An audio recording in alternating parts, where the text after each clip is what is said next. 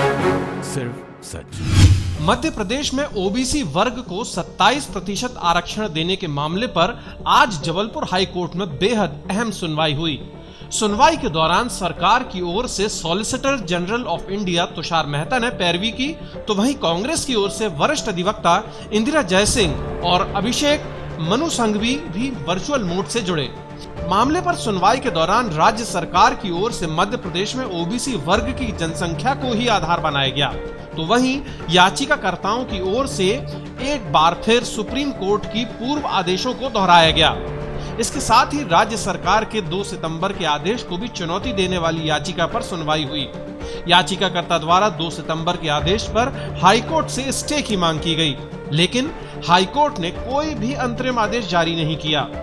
High court ने मामले पर अगली सुनवाई 30 सितंबर के लिए नियत कर दी है। इसके साथ ही हाईकोर्ट में एक आवेदन दायर किया गया, जिसमें मांग की गई है कि ओबीसी मामले पर सुनवाई करने के लिए एक स्पेशल बेंच का गठन किया जाए।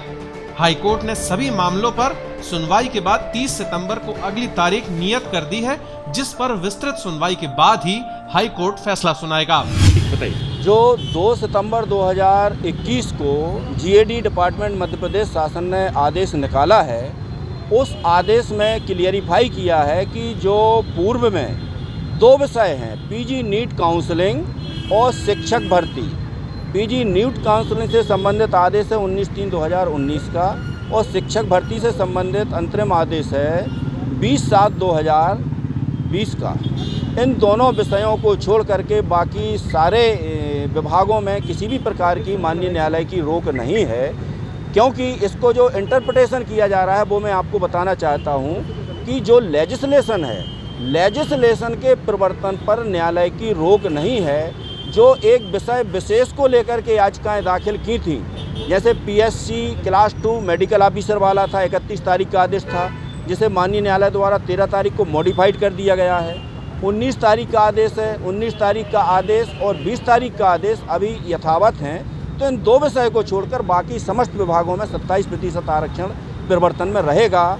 ये माननीय न्यायालय के समाज में आज जो नई याचिका फाइल हुई है वो भी तर्क दिया गया और उसमें स्टे की मांग की गई थी, लेकिन माननीय न्यायालय ने साफ इनकार कर दिया है, क्योंकि 1 तारीख को सुप्रीम कोर्ट के 3 judgment solicitor general of India ने रेफर किए थे कि किसी भी लेजिस्लेशन की यदि संवैधानिकता को चुनौती दी जाती है तो उसके प्रवर्तन पर हाई कोर्ट रोक नहीं लगा सकती, रोक नहीं लगाई जाना चाहिए जब तक कि उसको अंतिम रूप से निराकृत न कर दिया जाए। तो उसी तथ्य को रिलाय करते हुए माननीय न्यायालय ने 30 सितंबर तारीख रखी है और 30 सितंबर को सारे प्रकरण प्रोबेबली फाइनली डिसाइड करेगी। आपको बता दें कि 2 सितंबर को राज्य सरकार ने एक आदेश जारी किया था, जिसमें कहा गया है कि हाईकोर्ट में लंबित 3 मामलों को छोड़कर मध्य प्रदेश के बाकी सभी विभागों में 27% आरक्षण के साथ भर्ती प्रक्रिया शुरू की जाती है।